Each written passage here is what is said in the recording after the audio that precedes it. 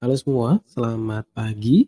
Jadi di video kali ini saya akan mereview gitu ya, kuis besar satu untuk kelas pemrograman, begitu ya. Jadi setidaknya ada 10 soal ya sesuai yang sudah diberikan dan untuk yang praktikumnya nanti akan dibahas pada video yang terpisah gitu ya. Baik, kita mulai ya. Jadi nomor satu itu ditanyakan tentang valuable data types dan unvaluable data types. Apa perbedaannya begitu ya. Jadi valuable data types adalah tipe data yang bisa merefer pada sebuah nilai, ya yang nantinya akan disimpan di memori, baik itu di stack memori maupun di heap memori. Nah, contohnya adalah integer, long, float, boolean, karakter, dan sebagainya. Intinya dia bisa merepresentasikan sebuah nilai, ya. Nilai itu mengacu pada konsep nilai yang diterima oleh bahasa pemrograman tersebut. Sementara unavailable data types adalah tipe data yang tidak bisa merefer pada sebuah nilai, ya. Hanya ada satu tipe data, yaitu void. Begitu ya. Saya rasa ini jelas, kita bisa lanjutkan ke materi berikutnya. Oke, yang di nomor 2 itu ditanyakan tentang perbedaan antara primitive data type dan class data type. Gitu. Yang pertama, yang membedakan mereka adalah keyword ya. Keyword yang digunakan untuk meng-create ya objek dari tipe data primitif itu berbeda dengan tipe data kelas ya. Sekalipun mereka membentuk misalkan atau merepresentasikan nilai integer, tapi keyword yang digunakan berbeda. Ya, untuk tipe data primitif menggunakan keyword int untuk, bilangan bulatnya, sementara untuk tipe data kelas itu menggunakan integer ya, yang mana, huruf depan dari keyword tersebut itu selalu huruf besar. Gitu ya, jadi dalam hal keyword mereka berbeda, keyword yang digunakan berbeda. Yang kedua, representasi nilai dari tipe data, tersebut berbeda. Ya, jadi objek yang merefer pada nilai itu, ditangani secara berbeda oleh Java. Begitu ya, yang untuk primitive data type itu disimpan di stack memory, sementara untuk yang class data type ya seperti string dan objek lainnya itu disimpan di heap memory. Origin value-nya ya, sementara yang di stack memory hanya alamat yang merefer pada origin value yang disimpan di heap memorinya. Jadi penanganan value-nya berbeda. Kemudian yang ketiga, konsep ya. Untuk primitive data type itu dia langsung merepresentasikan origin value-nya. Ya, nilainya langsung di-refer di stack memory gitu ya. Sementara konsep yang dibawa oleh kelas data type itu membawa konsep objek ya, di mana objek yang dibentuk dengan tipe data kelas ini itu memiliki properti dan behavior ya. Kita bisa tahu, kita bisa akses properti dan behavior ini dengan operator dot gitu ya. Jadi kita bisa mengakses metodenya begitu ya, bisa mengakses konstanta yang dikenali oleh kelas tersebut dengan operator dot gitu ya. Itu yang tidak dimiliki oleh primitive data type. Oke, kita lanjut ya. Oh iya, masih ada lagi ya. Ini masih ada lagi, ada setidaknya 6. Yang keempat, declaration ya. Proses deklarasi primitive data type dan class data type juga berbeda.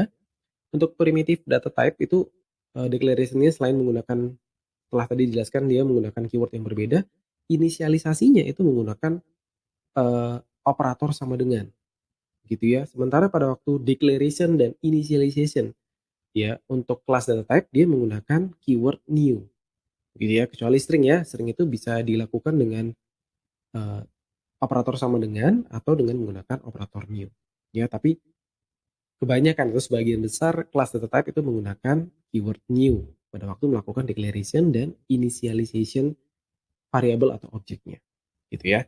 Kemudian yang kelima, operation ya. Tidak semua operasi itu diberlakukan sama baik primitive data type maupun class data type.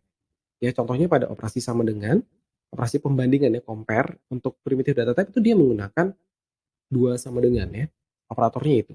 Sementara untuk class data type itu kebanyakan tidak bisa menggunakan operator dua sama dengan. Kenapa? Itu karena penanganan value di memorinya yang berbeda. Ya, sehingga alih-alih menggunakan operator dua sama dengan, mereka lebih sesuai menggunakan metode yang spesifik ya. Mengingat, tipe data kelas ini merepresentasikan properti, ya, dan properti itu tidak cuma satu gitu ya. seperti kalau kita bayangkan di primitive data type, ketika kita membuat sebuah objek dari tipe data integer, maka value yang direpresentasikan itu tepat satu. Tetapi kalau kita menggunakan objek, ya, dia bisa merepresentasikan beberapa nilai dalam satu objek. Itu yang membuat operasi sama dengan itu tidak bisa dilakukan, gitu ya. Karena yang dibandingkan nggak cuma satu hal, gitu ya. Mungkin lebih dari satu hal, gitu ya. Kemudian operator dot, ya, ini mengacu kepada konsep yang dibawa pada masing-masing tipe data. Primitive data type itu hanya merefer value, ya, origin value-nya. Jadi dia tidak mengenal operasi dot, ya. Sementara operator dot pada kelas data type itu adalah general way, ya, cara yang paling umum untuk mengakses metode, ya, atau properti dan behavior yang ada pada objek tersebut. Gitu ya. Jadi ini adalah 6 perbedaan antara primitive data type dan class data type. Lanjut ya. Yang ketiga, apa perbedaan objek pada konsep foto, VOTO? O-nya yang kedua itu dari VO, O-nya itu kan objek. Kemudian objek yang kemudian disinggung pada tipe data types, ya. Oke, yang pertama, objek pada konsep foto itu mengacu atau merefer pada semua objek yang dikenal dalam bahasa pemrograman tersebut. Itu termasuk variabel, konstanta, hingga objek itu sendiri.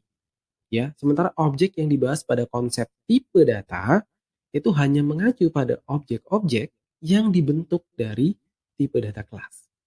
Ya, instance tepatnya. Jadi objek yang dibahas ini adalah instance, ya, bukan variabel, bukan konstanta. Gitu ya. Baik, kita lanjutkan. Semoga jelas ya. Yang keempat, perbedaan operator sama dengan dan dua sama dengan.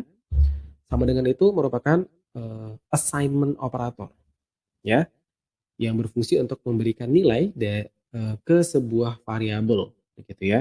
Sementara dua sama dengan itu adalah relational operator yang sifatnya atau artinya maknanya itu membandingkan antara nilai yang ada di sebelah kiri dengan nilai yang sebelah kanan.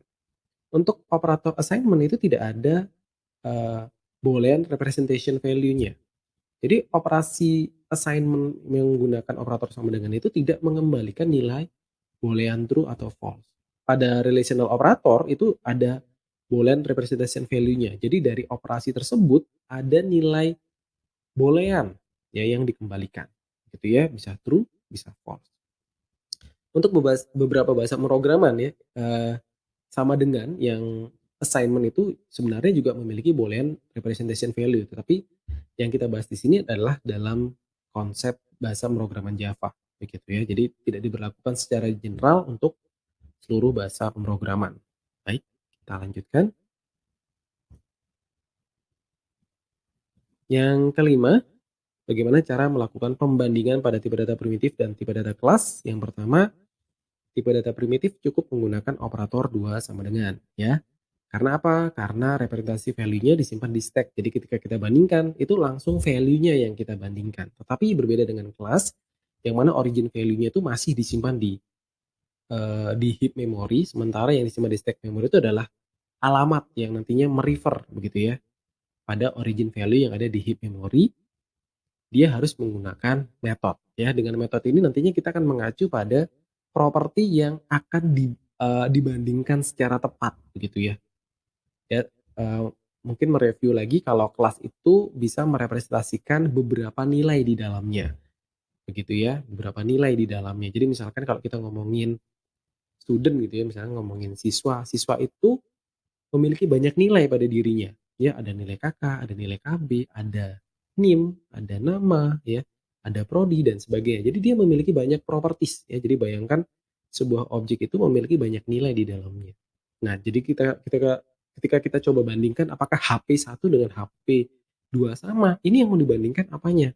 Mereknya, RAM-nya, misalkan ROM-nya, prosesornya, warnanya, mungkin dimensinya, kita nggak tahu gitu ya.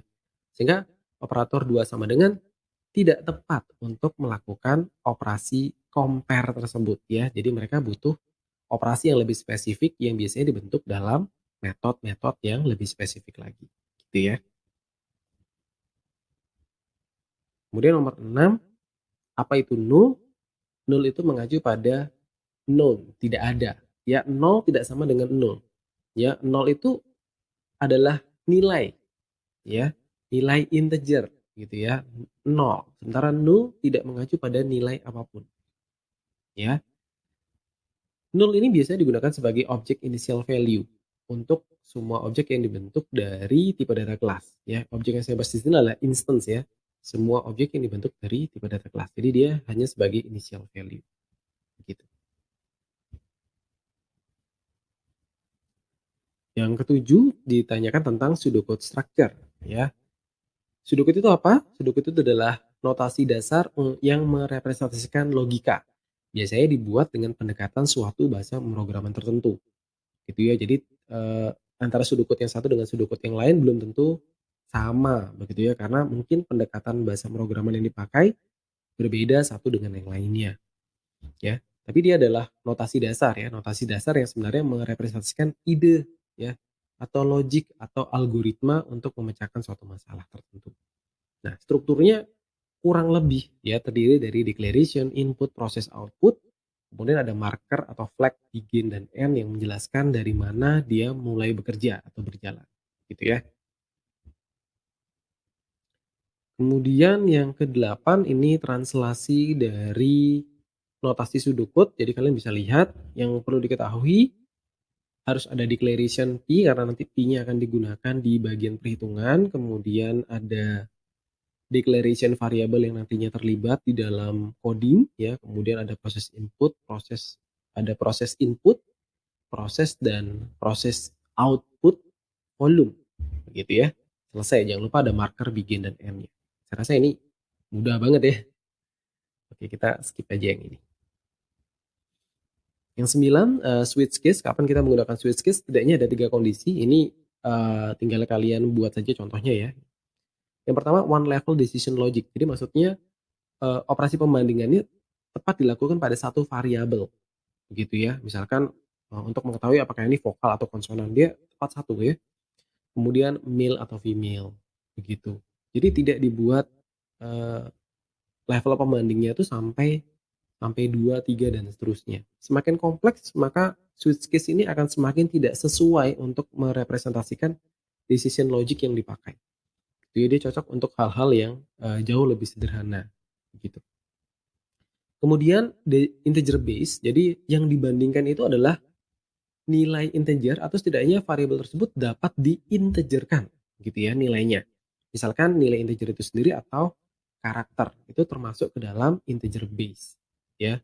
Jadi variabel di dalam switch-nya itu dia integer base dan bukan rentang value, bukan bilangan pecahan dan bukan rentang value. Misalkan 0,1 sampai 0,3 itu nggak bisa karena udah tidak memenuhi eee, kondisi kedua dan ketiga. Kedua tidak integer base karena itu floating base gitu ya, dia pecahan. Kemudian rentang value, ya rentang value itu sangat tidak sesuai digunakan untuk switch case, sekalipun memang bisa dilakukan gitu ya. Kalau rentangnya itu melibatkan nilai pecahan, itu dia tidak bisa. Tapi kalau misalkan nilainya masih integer base, itu masih bisa, hanya saja rasanya kurang tepat begitu ya ketika dipakai untuk merepresentasikan rentang value integer itu tadi. Ya karena yang dituliskan akan menjadi sangat banyak, yang tadinya sederhana, codingannya dalam bentuk if, sekarang jadi jauh lebih kompleks jadinya ya. Maksudnya mau menghemat atau mengefisiensikan coding malah justru sebaliknya nanti. Oke.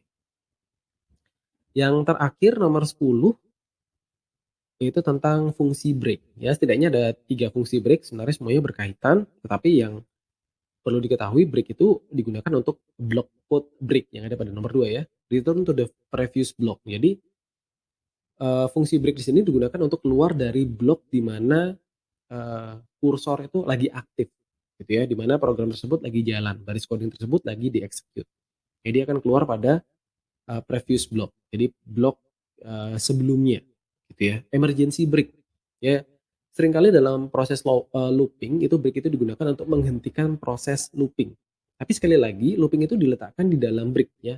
Baris kode yang dijalankan itu diletakkan di dalam sebuah blok dan break itu diletakkan di dalamnya.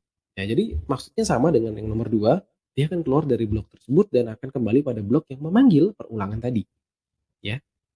Tapi di sini fungsinya berbeda ya, ini exactly untuk emergency break. Jadi dikeluarkan dari loopingnya begitu ya.